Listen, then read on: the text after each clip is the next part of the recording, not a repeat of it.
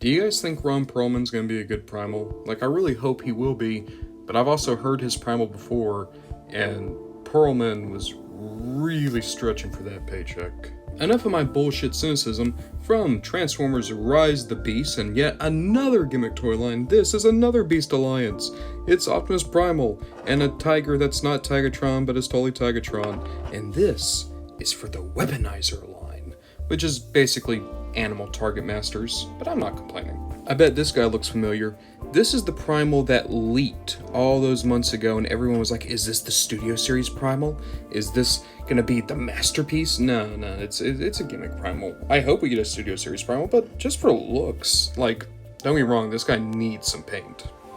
It is a very monochromatic, boring looking figure, but the sculpting's actually pretty solid, and I quite like just the overall proportions and details. I especially love down here in the legs, just how mechanical those get. And then Tigatron is Tigatron. We're not worried about him right now. In terms of articulation, we do have a universal at the shoulder, as well as a ball joint there at the elbow. Nothing in the wrist, nothing in the waist. Universal at the hip, but it is hindered pretty much every direction you go in. Very weak knee, but technically, like, this can kind of go forward and back, so I mean, I guess you could say he has a double knee, but not really. And then you do have a swivel there at the ankle. Nothing in the head, just because the transformation. And speaking of transformation, you wanna know what's not too great about this figure? The transformation. Typically, I wouldn't even show it on camera, but let's actually look at this.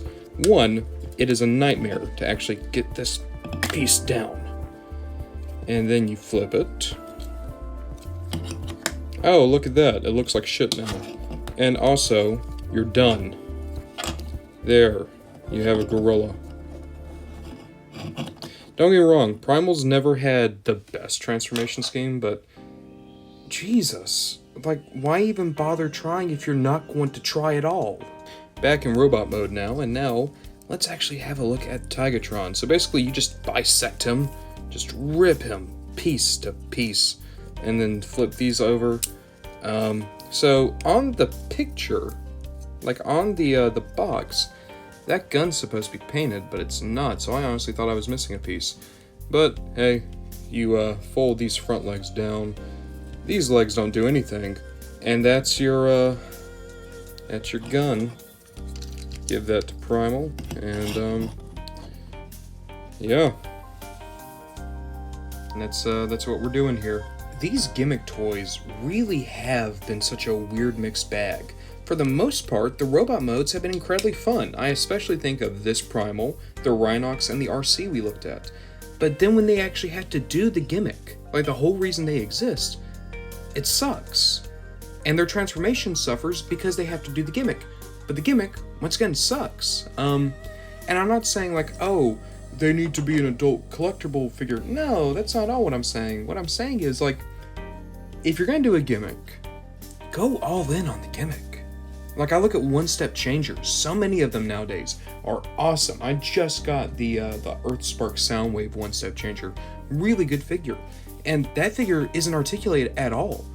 But it went all in on the gimmick and made it worth it. You felt like you see where your money's going with those gimmicks. These guys, it just feels like you're getting neutered action figures, and they're at a premium. So, kind of like RC, I'd say this Primal is worth it on sale. He's not worth $18. He's not worth nearly a deluxe. On sale, I could see him being, you know, fun at maybe $10, $12 even. But that's kind of unfortunately been the story of the Rise of the Beast figures.